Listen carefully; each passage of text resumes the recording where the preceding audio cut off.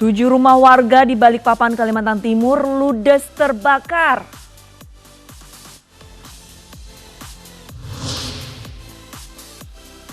Presiden Joko Widodo targetkan vaksin COVID-19 diproduksi Februari tahun depan.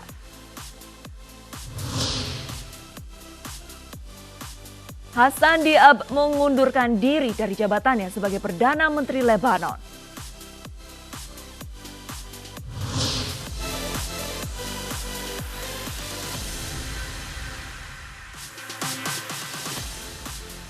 Halo, selamat pagi pemirsa. Ini Pagi hadir kembali melengkapi informasi Anda hingga pagi hari ini.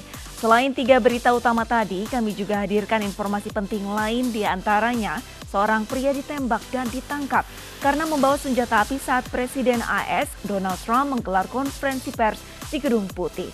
Bersama saya Arlista Hadi, inilah Ini Pagi selengkapnya.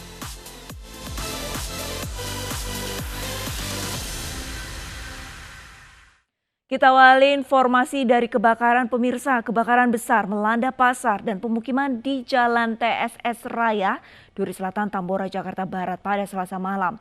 Kencangnya tiupan angin dan banyaknya bahan yang mudah terbakar menyebabkan api dengan cepat membesar.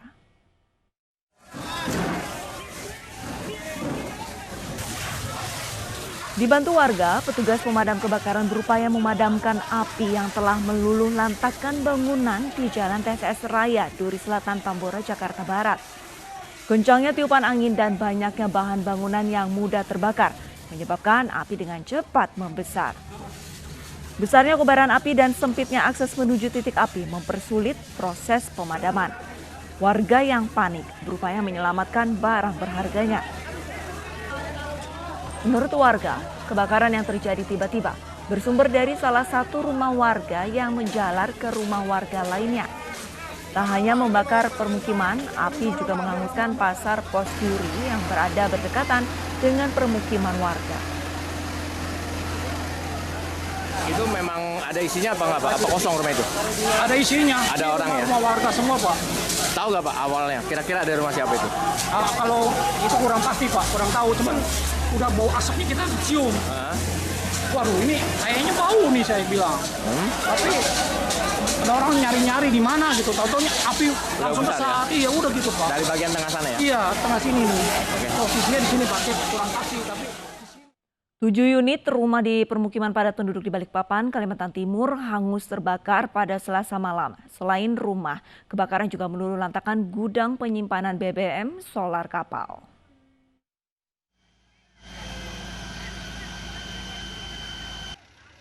Api dengan cepat membakar pemukiman padat di RT 16 Kelurahan Baru Ulu, Kecamatan Balikpapan Barat, Balikpapan, Kalimantan Timur. Bangunan rumah yang terbuat dari kayu membuat api cepat meluas. Permukiman warga yang berada di tepi laut menghambat akses petugas pemadam kebakaran. Kapal yang tengah sandar di dekat lokasi kebakaran juga berupaya memadamkan api. Menurut keterangan sejumlah warga, sebelum terjadi kebakaran sempat muncul asap tebal di salah satu rumah. Iya, aku kelihatan dari sana semua memang. Aku dari RT 9. Ini posisi rumahnya gimana Pak? Di atas laut atau seperti apa? Atas laut. Banyak ke dalam itu Pak? Ada berapa? Banyak. Ada perumahan Banyak. warga? Pokoknya banyak. Rumah tua semua. 8 unit mobil pemadam kebakaran pun diterjunkan. Akibat peristiwa ini, kerugian diperkirakan mencapai ratusan juta rupiah. Dari Balikpapan, Kalimantan Timur, Mukmin Aziz, iNews melaporkan. Gedung server induk optik Telkomsel di Pekanbaru Riau terbakar pada Selasa sore. Akibatnya jaringan seluler dan jaringan internet di wilayah Sumatera bagian tengah putus total.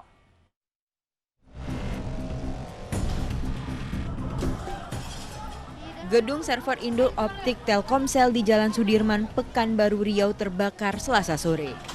Kobaran api terlihat dari gedung server induk optik di lantai 2 kawasan Plaza Telkom. Seluruh karyawan lari dan berkumpul di halaman gedung. 8 unit mobil pemadam kebakaran Kota Pekanbaru dikerahkan. Api yang menghanguskan gedung server induk ini membuat jaringan di Riau bahkan hingga Pulau Sumatera Tengah terputus. Ini memang server induk ya, jadi dari server induknya kebakaran, udah jadinya semua, makanya sinyal Telkomsel saat ini semuanya nggak bisa digunakan. Dan kita juga mau, ini kan banyak pegawai-pegawai organik Telkomselnya juga pada libur. Nah jadi kita mau ngabarin SPV, manajer semuanya kalau misalnya ada gangguan server atau error itu nggak bisa. Kita pikirnya mungkin cuma di Pekanbaru, tapi ternyata kayaknya ini juga hampir sesumbartang ya. Jadi kita nggak bisa ngabarin kemana-mana. Jadi mungkin yang pakai WA masih pakai WiFi itu masih bisa gunain. Tapi kalau untuk telepon itu kita udah nggak bisa komunikasi sama sekali. Sumber apinya mana? Tadi yang dari belakang. Nah ini kan apa kita sekarang jaringan mati nih? Iya. Nggak bisa kita hubungi lagi pakai telepon. Nah, yang kita harapkan bagaimana nanti orang Telkomsel ini secepatnya bisa beroperasi kemudian. Paling tidak 1 minggu. Jadi yang gandul terbakar ini isinya apa nih Pak? Semua alatnya di sini. Server Pak ya? Ya, server mereka di sini. Oh server ya Pak ya? Ya, semuanya di sini. Jadi istilahnya kalau ini nggak bagus ya kita nggak bisa connect jaringannya. Nah, makanya saya maksimalkan langsung saya turun agar semuanya terkendali dengan baik. Petugas masih mendalami penyebab kebakaran. Saksi mata mengatakan sempat terdengar suara ledakan sebanyak 3 kali sebelum api membesar. Kebakaran server induk milik Telkomsel ini menimbulkan kerugian hingga miliaran rupiah. Dari Pekanbaru Riau, Indra Yose Rizal, iNews melaporkan.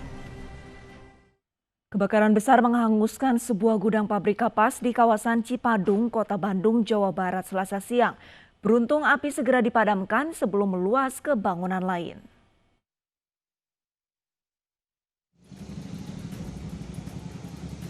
Sebuah pabrik penyimpanan kapas di kawasan Cipandung, Panyilekan, Bandung, Jawa Barat terbakar.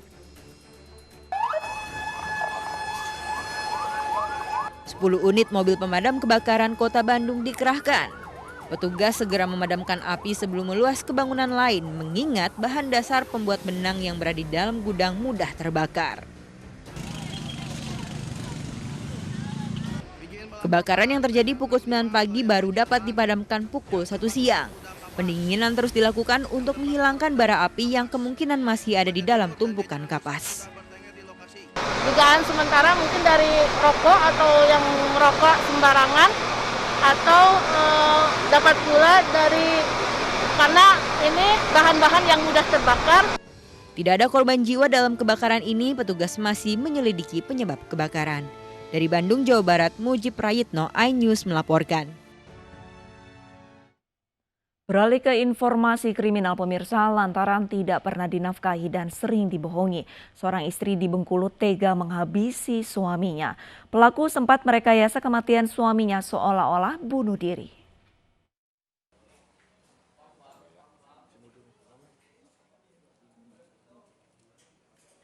Perempuan 25 tahun ini digelandang polisi dengan dugaan pembunuhan terhadap suaminya.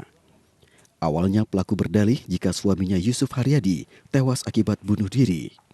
Namun hasil penyelidikan di tempat kejadian perkara, pemeriksaan saksi, serta otopsi korban menyatakan hal berbeda. Selain tidak menemukan lokasi korban menggantung diri, pada kepala korban juga terdapat luka pukulan benda tumpul. Fakta tersebut didukung dengan hasil autopsi yang menyatakan korban meninggal akibat kekerasan dan kehabisan oksigen. Hingga akhirnya dalam pemeriksaan intensif, istri korban mengakui jika dirinya membunuh Yusuf karena sering dibohongi dan tidak dinafkahi. Aku kehilangan sampai aku bunuh suamiku seperti ini. Karena aku, dia tidak jujur, sering dibohongi aku.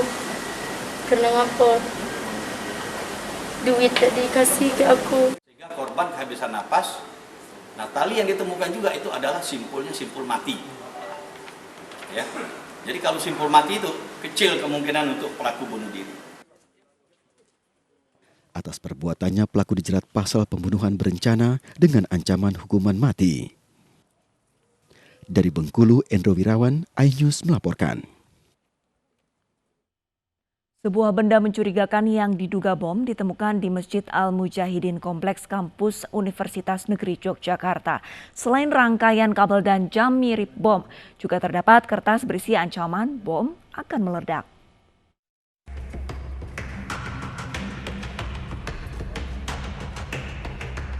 Tim Inafis dan Gegana Polda Daerah Istimewa Yogyakarta mengamankan benda diduga bom yang diletakkan di sebuah tas hitam di dalam Masjid Al-Mujahidin Universitas Negeri Yogyakarta. Tas berisi rangkaian kabel, charger, dan jam serta timer ini ditemukan pengurus masjid saat akan membersihkan loker rak sepatu. Pengurus masjid kemudian melaporkan temuan benda mencurigakan tersebut karena juga ditemukan surat ancaman bom akan meledak jika berteriak. Kondisinya kan saya lagi bersih-bersih sama teman-teman saya, membersihkan laci yang sudah lama jarang kita cek kayak gitu ya. Nah itu kondisinya lacinya semuanya banyak yang tertutup. Nah akhirnya kita inisiatif untuk membersihkan. Nah, salah satu loker itu kita menemukan salah satu tulisan berupa ancaman. Awalnya kita cuma mikirnya itu bercandaan aja, cuma guyonan gitu. Setelah dicek lagi dalamnya ternyata isinya ada benda itu menyerupai bom. Ancamannya apa? Ancamannya saya lupa lagi. Mungkin kalau tidak salah kalau teriak bom meledak begitu. Rangkaiannya ya bentuknya saja mencurigakan, kemudian ada timernya itu aja. Ada timernya. Tapi kan nanti Ada bahan peledaknya? Enggak ada. Itu diletakkan, Rangkaian kosong itu rangkaian kosong. itu diletakkan dalam tas atau apa tuh Pak?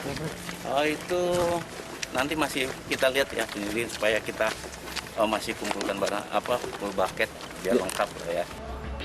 Kepolisian Daerah Istimewa Yogyakarta kini selidiki siapa yang meletakkan tas hitam tersebut dan yang menulis ancaman bom. Dari Yogyakarta, Gunanto Farhan, iNews melaporkan. Polisi menangkap sekelompok penembak misterius di Tangerang Selatan, Banten. Dalam aksinya, pelaku telah melukai 8 warga di sejumlah lokasi.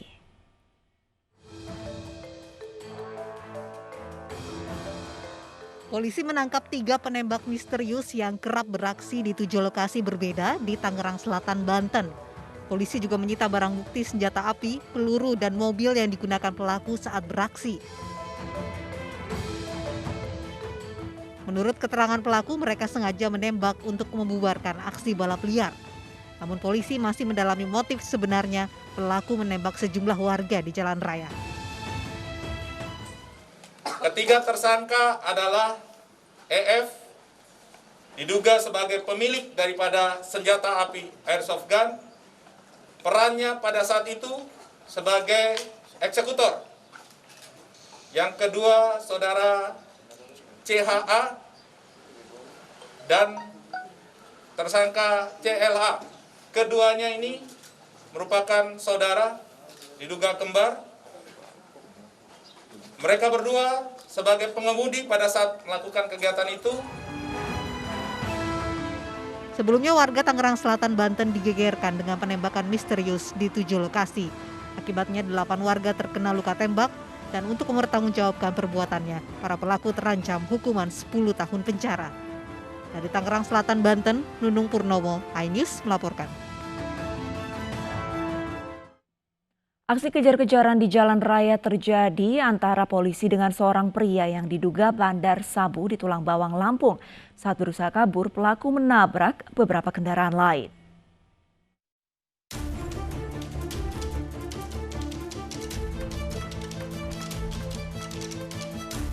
Dalam rekaman kamera pengawas, pelarian kurir sabu ini terhenti ketika mobil yang ditumpanginya dihadang kendaraan dinas perhubungan Pemda Tulang Bawang, Lampung. Sebelumnya saat berusaha kabur, pelaku menabrak sejumlah sepeda motor dan mobil di perempatan Pasar Unit 2 Banjar Agung. Dari dalam kendaraan, polisi menangkap sepasang suami istri warga Lampung Timur. Pelaku kemudian dibawa ke rumah sakit karena terluka ketika menabrak sejumlah kendaraan. Sementara saat digeledah, polisi menemukan 2 paket kecil sabu dan 3 butir pil ekstasi. Diduga pelaku berusaha kabur dari polisi karena membawa narkoba. Tapi indikasinya dia tidak mau dihentikan oleh petugas ya karena ini, ya. Apakah memang dalam pengaruh ini atau memang dalam pengaruh ini atau memang dengan tidak pidana yang lain, ya. Tapi kalau menurut saya pengaruh ini sebenarnya dia tidak mau hentikan kendaraan. Dari hasil penyelidikan, ternyata pelaku merupakan seorang residivis kasus narkoba dan baru bebas pada bulan Januari 2020 lalu. Dari Tulang Bawang, Lampung, Supriyadi, iNews melaporkan. Sekelompok pemuda menyerang warga dengan senjata tajam di Kabupaten Tangerang, Banten. Polisi masih memburu kelompok pemuda tersebut.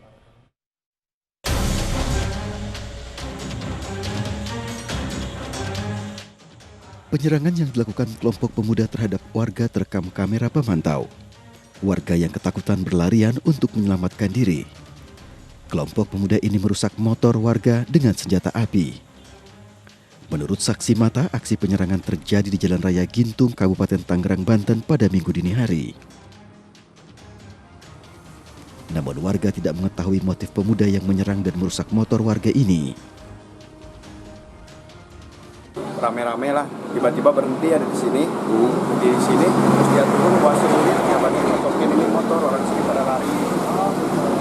Kira-kira ada berapa motor itu yang kalau Mas lihat? Kalau dari CCTV kelihatannya antara 4 atau 5 lah.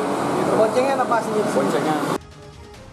Dengan bermodalkan rekaman kamera pemantau, polisi kini menyelidiki dan memburu kelompok pemuda tersebut. Dari Kabupaten Tangerang, Aimar Rani, iNews melaporkan. Warga Melaboh Aceh dihebohkan dengan munculnya awan yang menyerupai gelombang tsunami. iNews Pagi akan segera kembali dengan informasi selengkapnya.